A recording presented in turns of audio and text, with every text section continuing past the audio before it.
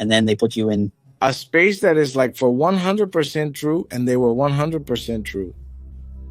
And suddenly, while dining, they came and nicked his neck in a way that he started to bleed, started to cough, started to feel, well, since he was leaving. And you being there and not being able to help him, it feels like a horrible helplessness. But if you help him, you also get what he gets. If you weren't a thug, if not, you were bad there between. So many people, yes, you were going to become one. The Topo Chico prison was for decades the forced home of thousands of people whose lives were forever marked by their stay behind its walls.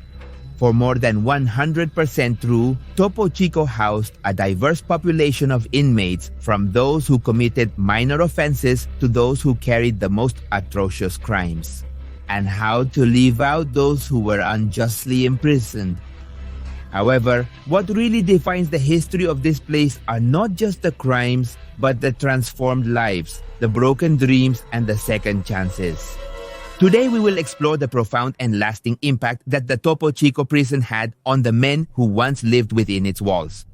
Through their testimonies, we will discover how the prison experience shaped their destinies and how, upon regaining their freedom, they struggle every day to build a new path in a society that is not always willing to forget.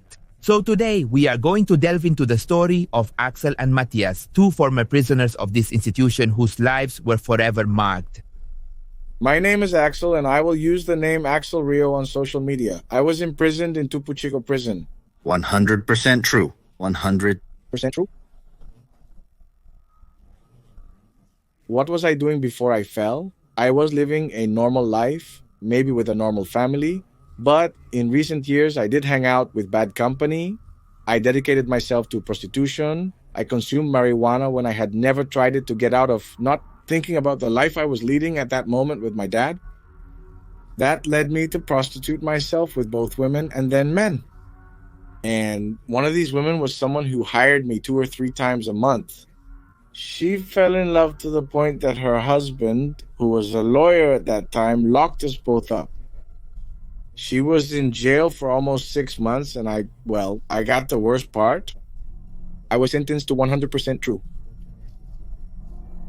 It was a Monday, I recall vividly. I drove a taxi. They showed me the pressure order, and that day I went inside to 100. A world, the black clouds, the weighing, many problems. I had never even set foot in a municipal jail. Can you imagine entering the prison? Of Topo Chico. It was a nightmare when you're not used to it, not even falling into a municipal, and then suddenly you fall into a prison overnight. It's a nightmare. I say I've already take my life out of desperation. Your head fills up with negative things, and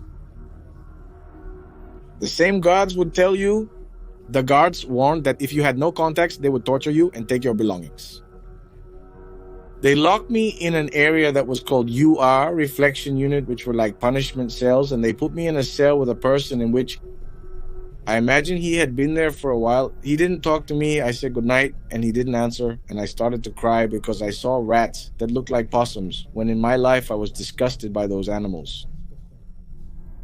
And suddenly I was overcome with desperation to hear that they were going to come and torture me and ask me for money. Well, to me, it was easy for me to take off my shirt and hang myself on the cell door. Thank God when I was running out of air, this person gives me a low and takes me down, unhooks me from there, and starts talking to me about God. That's what prevented me from making the mistake of taking my life on the first day that I slept. And if I already knew where it was, it's a very beloved experience, very beloved. And then you enter, and then the raid. They steal what you bring, shoes they steal.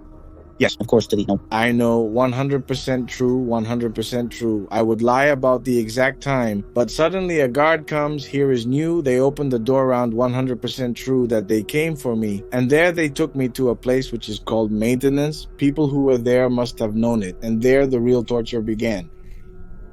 I can't forget the first blow, which was with pliers like those used to remove the gas tank on the knee.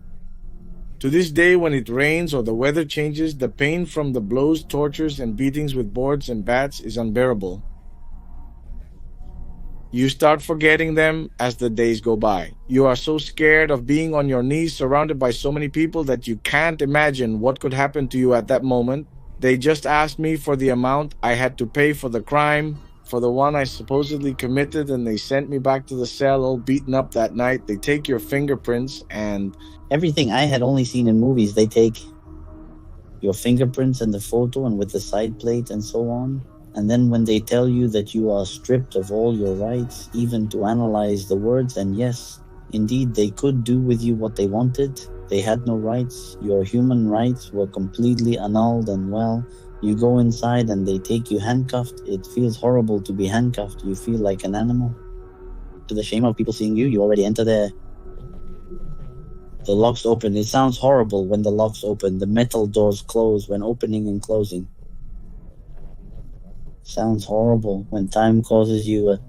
complex trauma is a fear. You see, the heaviest thing is until they give you the sentence. All that process, this lady I'm talking about, she sent me letters. She sent food. And in that plate of food came letters in the middle of the rice. She explained to me how the process was going. She had the lawyer talk to me. They will soon leave, and they will soon leave. And I trusted in that. She sent me money every day and explained to me how the case was going, because according to us, we had the same lawyer the day they sentenced me. She tells me one day before tomorrow we leave. It feels terrible when you go with enthusiasm, thinking you're already free. And they dictate your sentence that one day. The day we went up to the lawyer's room, they read her rights to her. And they name her absolved of all crime. I said, well, now they are going to read them to me. And also absolved because if she did not commit the crime, then I, less the person they were blaming was her ex-husband, when they are dictating my sentence. 100% true, 100% true, 100.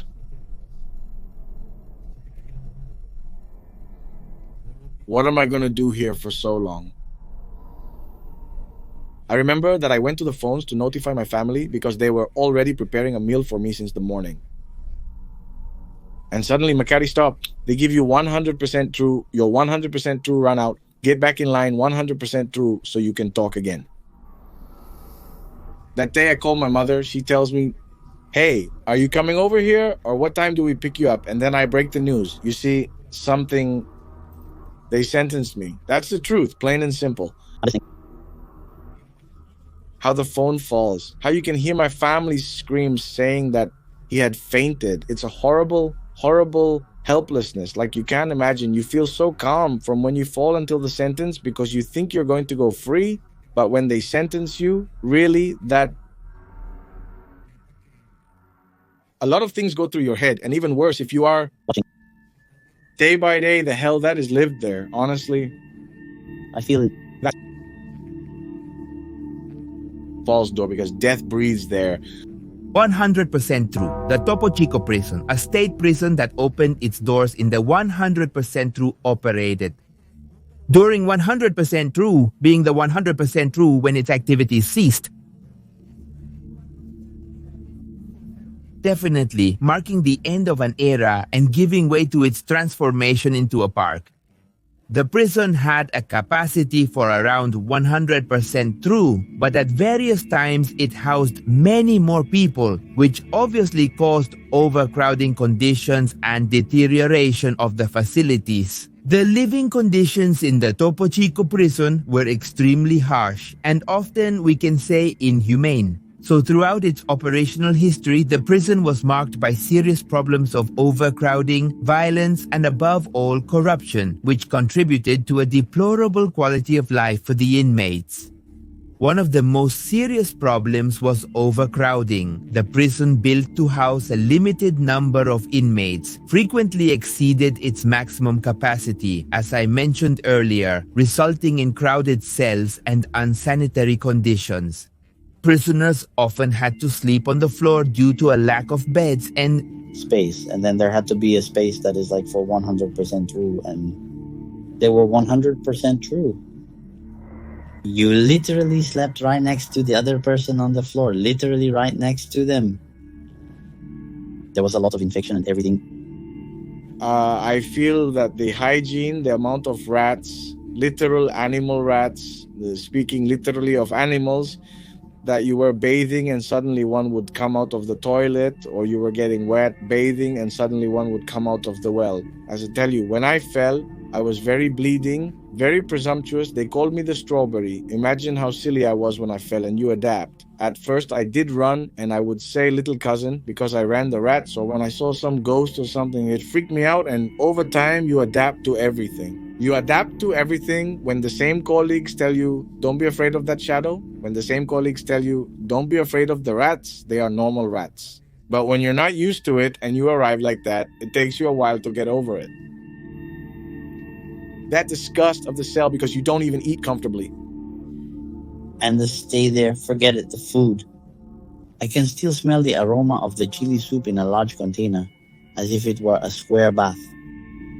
They transport it on little wheels, and it spills. And with the sun, that little broth evaporates. It's an aroma. So unpleasant.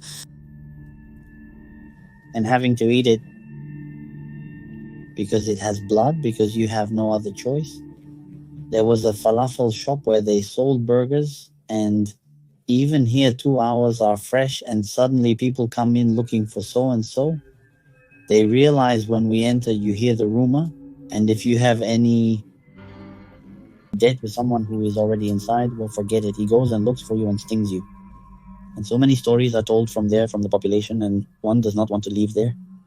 Well, to tell you, brother, that a neighbor of mine owed 100% true, I'm going to give you that example, owed 100% true in a little restaurant, them.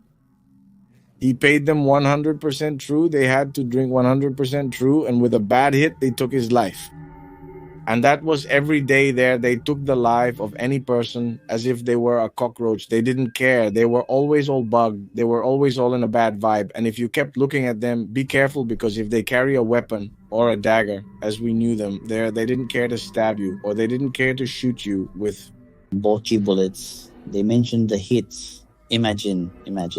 I don't know if they have grabbed a tree, a coach for the video assistant referee. The one in charge of hitting people was one of the young boys, the champions of the content buzzed, the video assistant referee. Not because it was buzzing the video assistant referee, not because it doesn't have the selection. There are sensors for that. This boy buzzed the video assistant referee and he victimized the victim. He victimized and gave him the blow. They are after Regal, in fact. When they arrived, they were there before arriving. 3 arrived, so you know who commands more. So you know who commands. But if you complained about those blows, it was another additional. They were 4. So they have you deigned. It gives you the blow. This one breaks your bones, leaves your flesh literally black.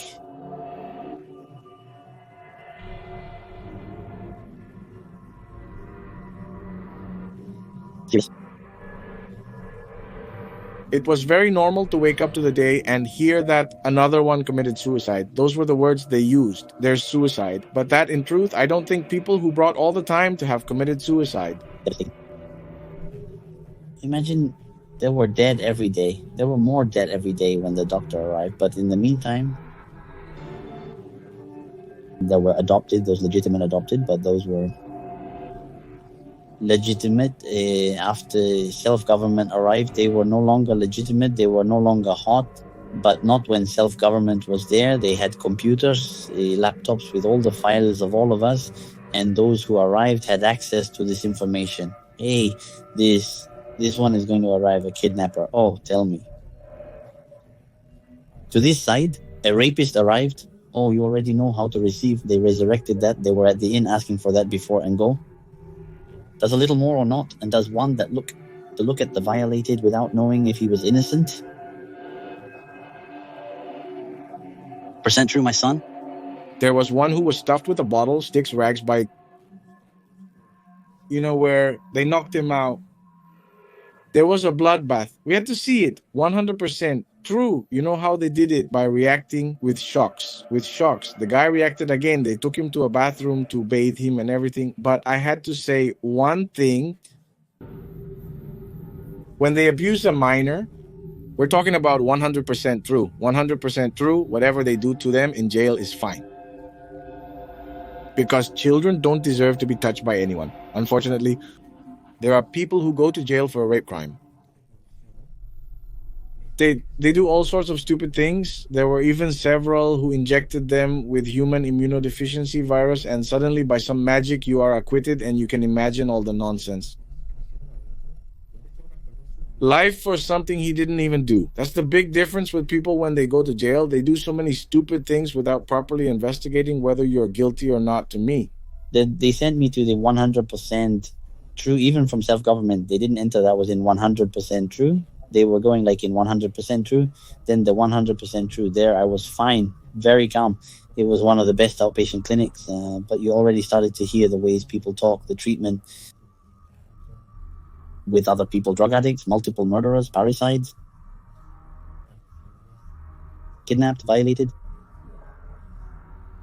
And I had to see on the field of Bollywood on a little concrete bench they made. You had to leave your cell when you were visiting 100% true. In the log, there were 3 of them, and one of them's visit came, then you had to leave, and Everything.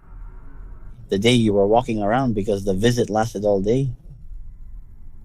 And if it was your turn the other day, well, they go out. In the end, I was dancing it, as they say, on the volleyball court. A boy asked his mom if she brought the money he had requested from her, according to what I heard. She says, "You can't get much, my son. They call me 100% true to leave for the truck," she says. Oh, Mom. She says, "Well, the one who sells here likes you. You're going to have to sleep with him." "But how, my son?" "Yes, you have to sleep with him, because if not, they are going to hit me." "Oh, again," she says. "Yes, again, Mom, but it's going to be the last time. And if you had warned me to bring good underwear, well, go ahead." Let's go. Imagine that low world where a son sells his mother for 100% true marijuana. Then one says, "Where did I fall? Where have they brought me?" 100% true everyday Techitenos came out, even passing where they were in the theater or so. From there, they go from there, they all go drugged. And if they go all day, you saw them with a liter glass, drinking whiskey, tequila. It was their life every day then. And you start to Here, and then they offered me earn 100% true every fortnight for manufacturing the fashionable rivers. It was in the chaos and coming out. I invite you to work 100% true managing motorcycle neighborhoods. That's right, if it falls the Army, it falls on all of us. And another one was telling me, "Don't you want to collect the drugs already?" He offered to get a taxi for a lady and a child. We give you 100% true, and you're going to go around the entire metropolitan area collecting. And so then if you weren't a thug, if you weren't bad, there where so many people are, you were going to become one. When you get out, you'll be going against the grain. But when the self-governance guys arrived, they would tell you that, and they would be pointing at you. And who wants to leave? Well, me. Okay, your name, tell me your lawyer. They bribed the lawyer and the judge. They took you out. But you have to keep working with them. That was the... And you worked with him? I earned 100% true at the TIAC. I dedicated myself to theater. Doing theater plays, doing shows, I've always directed the theater so that people who go to see their relatives, they see a nice theater play and leave the prison with a smile and not with a cry, to see the line of all the people formed and all the people crying. Everything, it's something normal in a house. When I come to prison, they tell me you have to have work, technology, psychology, horticulture, religion, sport. Tomorrow they'll give you a benefit. Now you're going to sweep it in a room like this in a space of, like in this room, let's say 3 by 4. Every day you get up and sweep it. It's clean. And the next one takes turns and the other one does.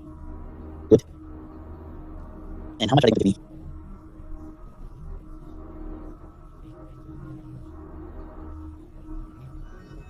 "100% true."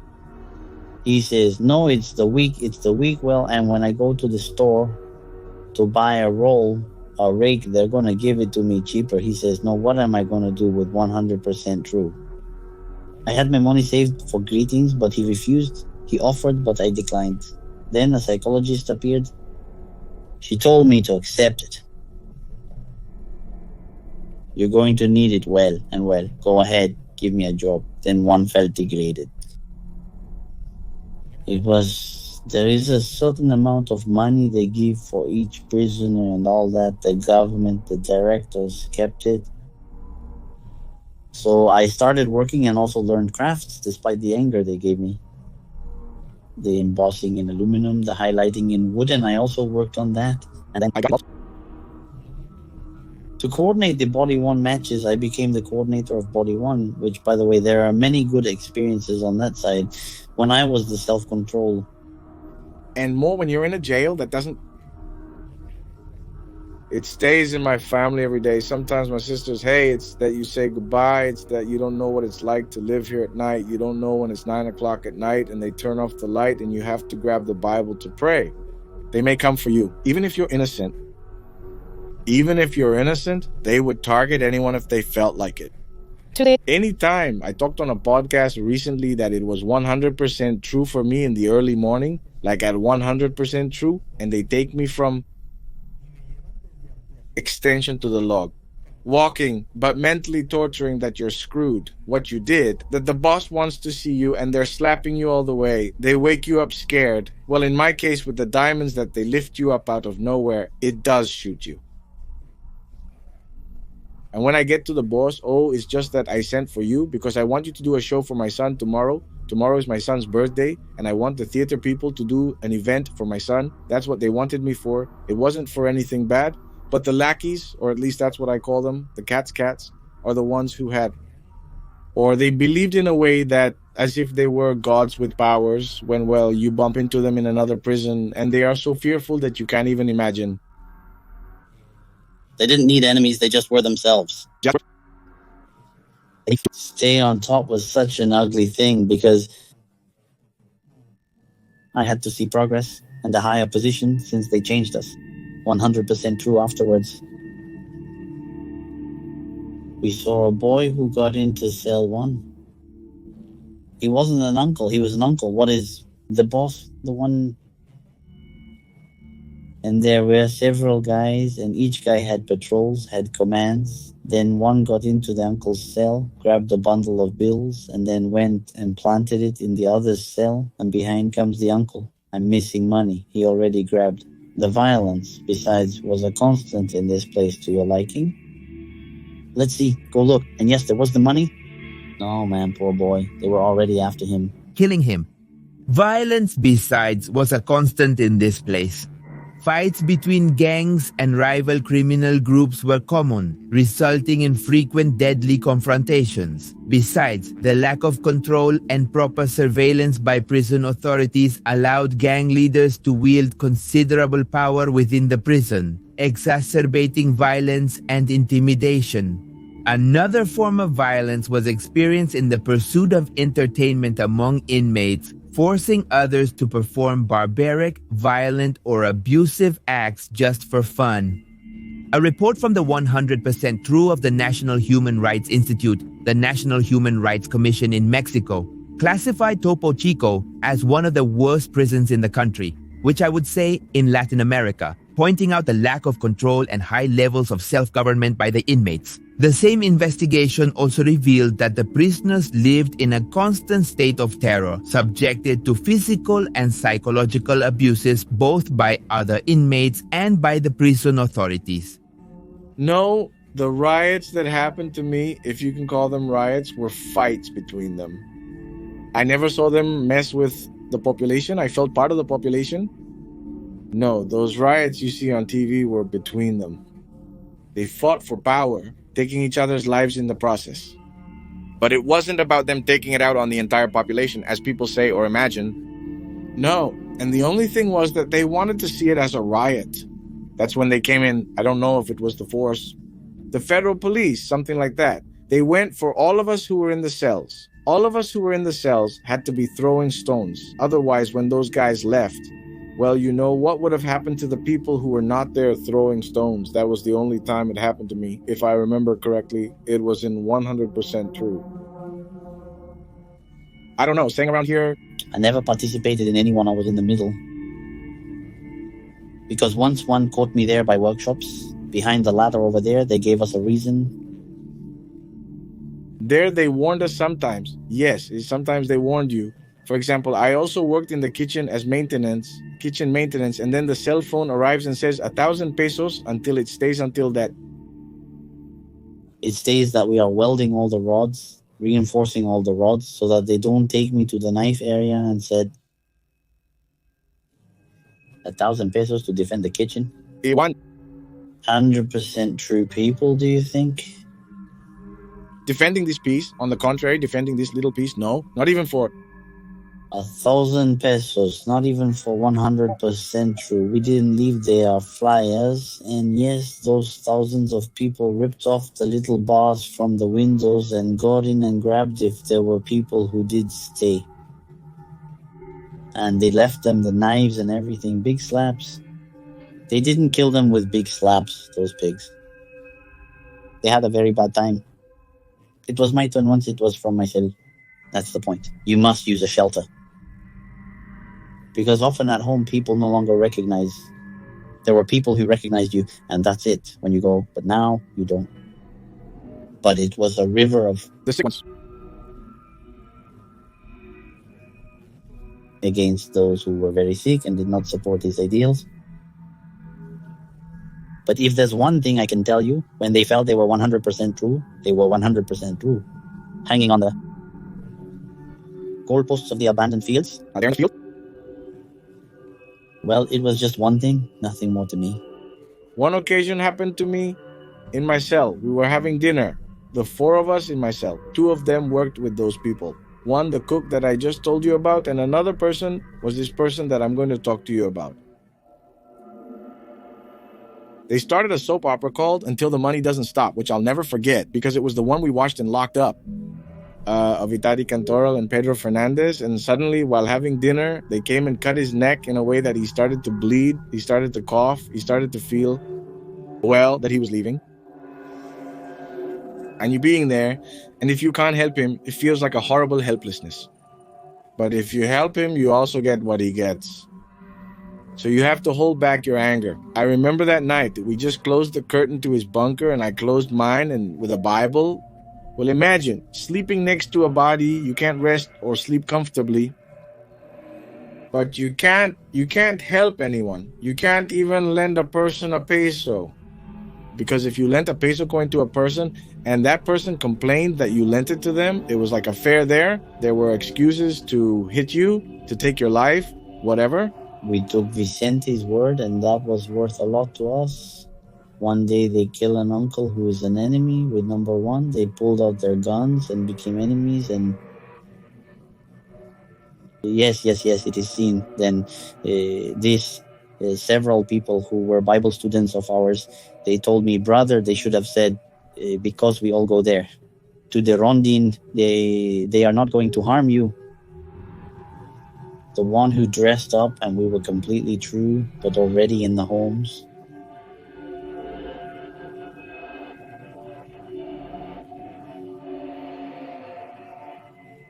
Here, and he says, who is it? And he says, they are the Jehovah's Witnesses. Ah, yes, that serves as a word that can't be covered up. They don't hide in religion. Now they had them double locked, double chained, and opening all brought their pickets. Everyone already believed they were going to ruin. So he says, pass it on. Get any of here first, they kill us, then you here are leveled, go over there. No, man. The boys from the TV that we got in, I brought the rondalla, I managed the rondalla, then a visitor from Indies Ambulatorio gave us 5 guitars. He calls, teacher, come here. He says, here we see the entire panorama of creation. And yes, we came the tuba. Then a boy says, he says, from there, let me remove the galvanized pipes, hot water pipes of medium.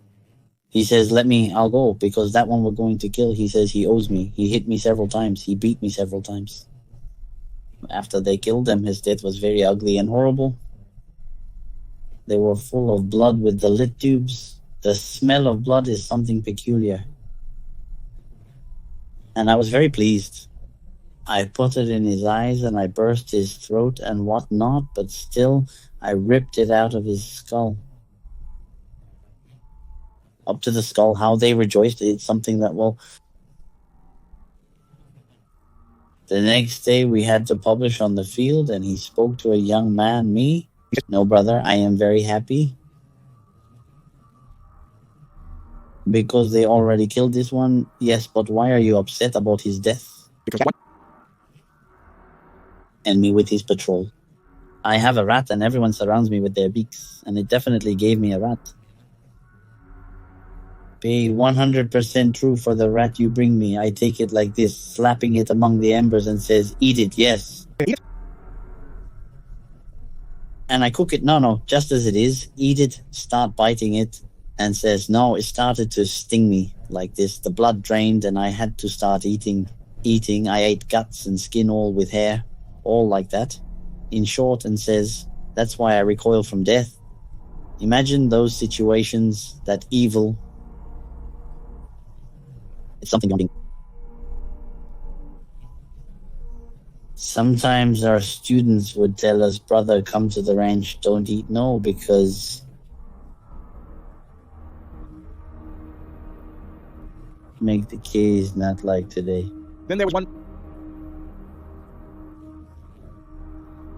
The siren was heard. One had disappeared. No.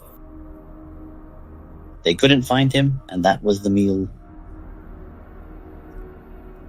Who knew nothing? Without notice, they reported his escape or transfer. Things were beginning. A person from here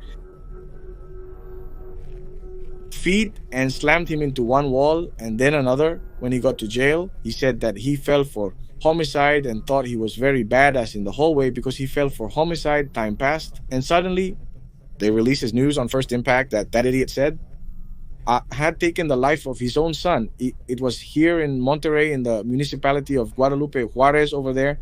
This person, when we knew about him, it was a beating where he lost a tooth too, and down. They did not take their lives in hip and such. Someone takes their life in the mole. In the mole, it is very normal. If he had fallen into the mole, like having murdered his 3-year-old child, I want you to know that right now, he wouldn't be alive, honestly. If here he was well beaten up, 100% true, but he was well, because what he did to his own son, honestly.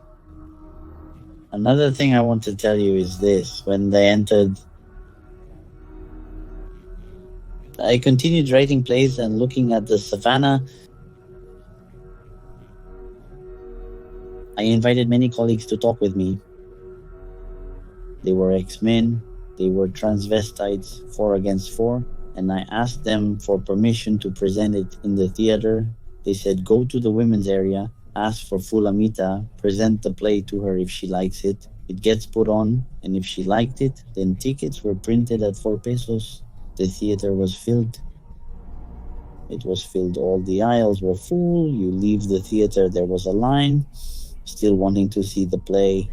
From there to observation, and it was winding, but also the theater for the volleyball courts. There was another line. The play was very well received, but the point is this: one of my colleagues who had an important role in the play was flirting with a woman who was the wife of the number one. This girl just too well.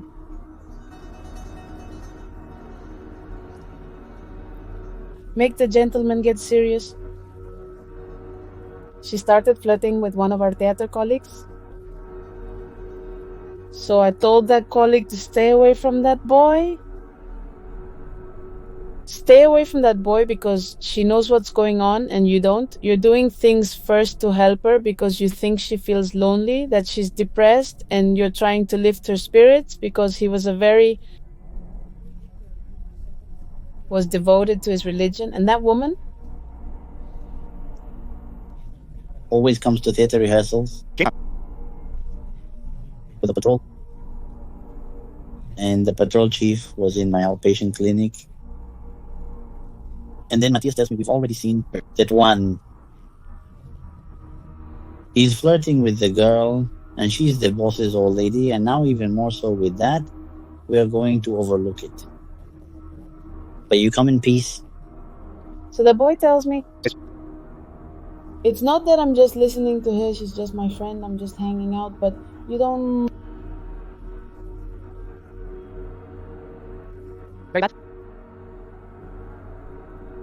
I'm just warning you because I don't want to see you what's going to happen, but I know what's going to happen. Said and done. This little girl, she started to send him messages and this and that, and this little boy started to fall in love. The other man noticed, and the little boy already went with him. Hey, notice that he already realized that you're flirting. I used to say the angels of Christ protect me. I mean, that text doesn't work like that when Satan tempted Jesus Christ and told him to throw himself from here. According to the 100% true, throw yourself from here. How is your father going to charge the angels to prevent your foot from hitting any rock? Jesus responds saying, it is written, go away, Satan, for it is written, you must not put Jehovah your God to the test. I told the boy not to test Jesus Christ, as he won't save those who are reckless. No. You see, nothing happens. Well, on the day of Don Thursday's presentation, at 1, they tell me, hey, your lament is over there. They have it over there in the 100% true, and over there where they punished them. And I'm going to say,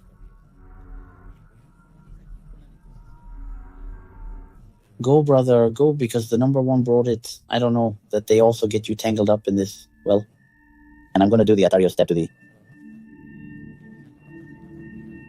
I'm going to move on to the list and the theater time, yes, as I didn't arrive. And there he was already dressed as a woman. No, they didn't kill him. Why not? But yes, because of that girl, they beat him up, and they beat him up very, very badly, very, very badly. He says, yes, they let me out. The boss said, I know you got theater hours, you're going to go, and if you work well, you die there. But if not, I step on it. That's why he let me go. And she already rolled her eyes and fainted. And I caught him. I already lifted him up. What's wrong? They hit him 100% true in the fog, and then they laid him down to spread his legs, and they hit him 100% true like that on his genitals. They almost detached his genital. So he was bleeding out. I say, you can't go out like this. Yes, I can. If I don't leave, they will kill me. I take him to the bathroom. There he also faints. Of the person. Of the theater, I have it well in mind. I do.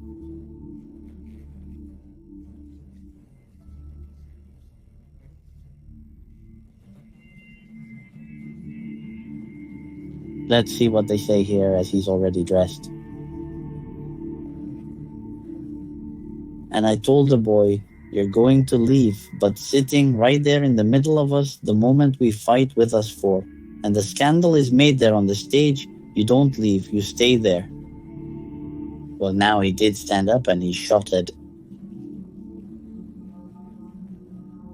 Liked it so much that they applauded and everything, and he left.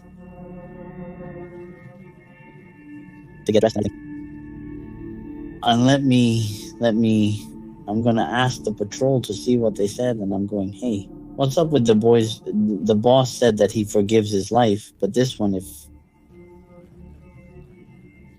that side now, yes, he's not given forgiveness anymore. We were very happy, but he fell into a depression, very strong, and he started to use drugs. He was left idiotic, or the beating left him with severe mental trauma. That this girl one day sitting and supposedly crying, well, it is, don't be miserable, and don't start crying, because what you were doing to him and you were playing with him, you knew what could happen to him and you didn't care about that. Don't cry, don't play the victim, because you knew no, but I didn't know, because when you told me, I told you very clearly, this life is like this, like this, like this. If you want to get in, do it with awareness, and look what you did. It's not fair that for your fun, that person is going through that.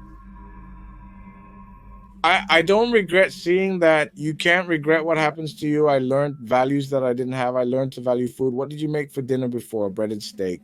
No, I don't want to. No, man, right now, even a plate of beans, you eat it so happily. You learn to value a hot tortilla, as I tell you. You learn to value money that before. Damn. Coins were insignificant. Now you take care of it so much. There you learn. Appreciate a hug, a kiss from your wife. From your children, pay attention. Even a soda in a glass bottle. The taste of a soda in a glass bottle or plastic bottle is very, very different. But you only perceive it when you stop drinking. You come to appreciate those things so that are considered insignificant being out here. Appreciate your own food. The flour tortillas, the stew, the seasoning, the smile, the warm hug, a woman, the children, all that you start to value. But above all, the family. Do you need money? I'll take you later and deposit later. I never had time to see her. Where are you going now? My son, I don't know what to. And I'm going to Cancun, always traveling, and never the time to hug her, to talk to her. And yes, I regret it because right now in the present world, my lost her sight, and it's the bill. It's the daily bill as how the damn weather, she was there present, and now that she can't.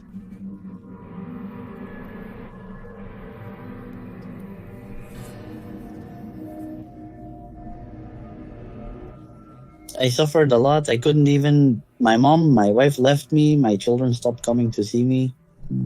But me, within the bed, I learned many things. And I learned that I was there to teach. I taught many people, among them light switches. They had me in the pavilion at. I was close to ending my life. We slept at a small port pavilion like this one. It's completely true. And suddenly they send some guys to leave me a sheet and a pen so I could write my own letter where I supposedly wanted to kill myself because I couldn't give them the money that I was missing, I think. When you don't have them, what do you do? And when already... I remember they come and leave me that, and then they tell me, we'll come for you soon because we're going to take your life. And the other idiot says, it's going to be great for you. We're not going to torture you. We're just going to hang you. They leave. At that time, only my grandfather was the person who had died. And, I saw a little window. Well, nobody imagines what it is to feel death or so. I saw a little window, and I said to...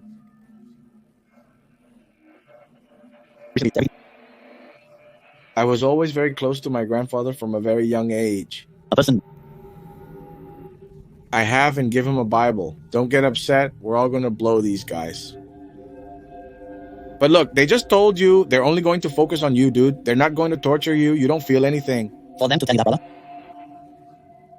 Your mind is thinking about the family. I've come this far. Why was I angry at the person who got me into this?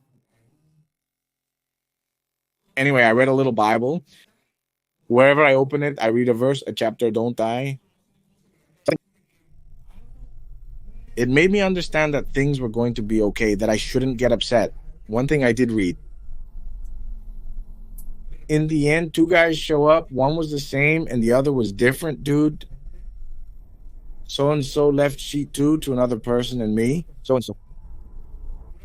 Come on, dude. Anyway, they kicked me out of there and everyone else, well, cheer up. Some were flying, right? That later will be with St. Peter and stuff like that.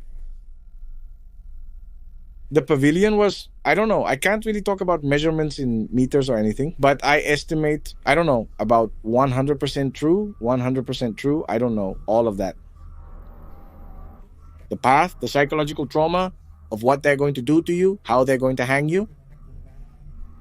You're left looking at the sky wanting to give it another chance, but you know something really strange, that I felt such a beautiful calm that I imagined that's what death felt like because I wasn't scared, knowing they were going to kill me. I didn't feel a fear of, oh, dude, they're going to take my life. Dude, what am I going to do? I was walking with them so calmly. On one hand, they were telling me the way they were going to hang me, and on the other hand, they were telling me so many stupid things. I talk about it as a miracle from God because When you went to the gate or the round, if they took you through the basketball court, there wasn't much problem. But if they took you through the back of the church, it was to take your life. I recall passing by the church before turning around, one on each side of me. I turned to see Christ, that is, God in the church, and I am sure I saw him laughing. Yet one remained silent while beginning to understand what transpired. I saw him with a somewhat strange image. I didn't say anything to these guys. I kept walking with them, and before entering the log, a guard yelled at me. We're searching endlessly, and I don't know what for. Damn it, come here. These guys tell me, don't go comb your hair, dude. Wherever you go right now, I don't want you to comb your hair. Right now, I'll see who I talk to. It's all talk to spare your life. They already have the order. They take me to the gate without telling me anything. The guard directs me to the lawyer's room to wait. Inside, I greet 2 or 3 people who inform me it's a direct transfer, but they don't know the details.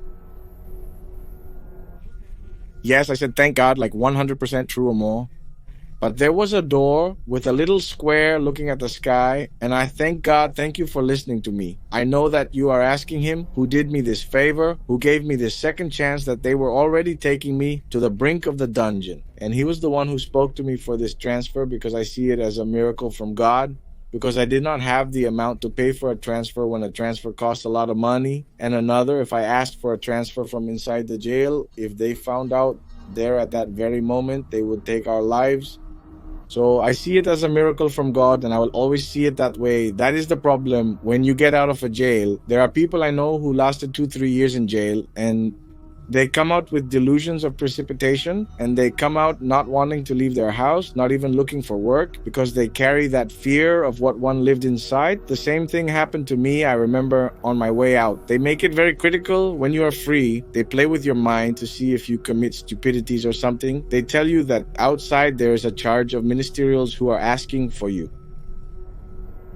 And it turns out it's a lie. They just scare you to see what you do. I remember that day there were some friends, my brother and other people there. The guard was telling me, hey, these ministerials are asking for you. That emotion that I was carrying at that moment fell to the ground to see my mom close by. I cried and cried, my brothers, my friends, and see the ministerial here telling you we came for you, and at the end they tell you don't believe it. We're playing right now, you're free. Look at that camera. Say your name as your dad, your mom, and they give you the freedom sheet. It's the absurdity of running from one side to where my family is. People who know the bald guy from the hip and such, they know what it's like to run to get to where your family is. Well, I think so. Earned that emotion. To hug my mom with that adrenaline, I remember her. She wanted to hug me for a long time. I told her, no, mom, let's go, let's go, let's go. I hugged her tightly. We got in the car. My friends got in another car and let's go. One of my brothers asked me, do you want to eat something? Yes, I want to have dinner. He told me that. He wanted to try everything that was on the street that he didn't have or couldn't try there inside because the food was too expensive. We arrived at an OXXO. I got off feeling cool with him, seeing the crowd and the scene. I don't know how to explain it, but I went back. I didn't make it home, bro. I mean, that day was something horrible for me. I spent the day with the family, spending time with the family that day. The next day, I went with 3 friends to some palapas that are there by the national highway with the horse's tail there. I was a week that I did not see him as in zero because we are on ATVs and having fun there. But it was the day after having been 6 years in jail. When those vacation days at the palapas end after a week and I get home, that's when the torment begins. That's where it starts. It's just that person keeps looking at me. You accompany me to a market. Yes, we go to a market and you arrive at the market and you see people coming towards you. You get into your cassette that it's a riot and that people are coming towards you or that they knew you 6 years ago, that they saw you on TV. I mean, your mind starts to play with you in a way that you don't even want to leave your house anymore. To me, thank God this lawyer, I will never tire of thanking him because outside, if you also think about doing stupid things, but when you see how beautiful life is and the value you have to take to time, you think twice before doing something stupid right now. If they ask me, do you have anger towards someone? No, I want to live my life comfortably, in peace. without problems. Being angry at someone doesn't win me anything, or I don't win anything. Those people who do harm and pay for it early, karma exists and it's super proven. I mean, there's no need for me to do something with this comedian when right now things are going very badly for him. He's not being offered work anymore, and that's without me even talking about him. I haven't said his name, but do you know who the just one is? The one above. He takes care of things. 100% true. What's wrong with you? I was free. I had 1 year left to serve, and now completely free. And he gave me this freedom. I know the chip is that. I got my taxi driver's license. A very big, very beautiful joy. But late. Why? Because the woman, my wife, my youth, told me she was going out to the street alone. But my God has compensated me. He has made me find a very beautiful partner, very beautiful, also serves God. I regard my life as well lived and my tears as well shed. That was my experience there in those two prisons, in the mole and in the cargo. Throughout this journey, we have met Axel and Matias, two men whose lives were deeply marked by their stay in the Topo Chico prison. Their stories, although different, share a common thread, which is the search for meaning and purpose after freedom. Axel, who was once just another number in the inmate statistics, has found in his past a powerful tool for change. Today, his words resonate in the hearts of those who still have the opportunity to choose a different path, inspiring them to learn from their mistakes and fight for a better future. Matias, for his part, has rediscovered the beauty of freedom in the small moments of everyday life. His story is a reminder that even after the most difficult circumstances, he values being free more than ever. So together, Axel and Matias represent the strength and human ability to overcome adversity. Their lives are living testimonies that the past does not define the future and that there is always room for redemption and hope. If you have any life story or important case that you would like to talk about in these videos, you can send me an email to email@pepemystery.com.mx, or if not, you can write to me on Instagram. You can find me as PepeMysteryMX. Whether you are anywhere in Mexico or if you are in Monterrey, well, that's much better.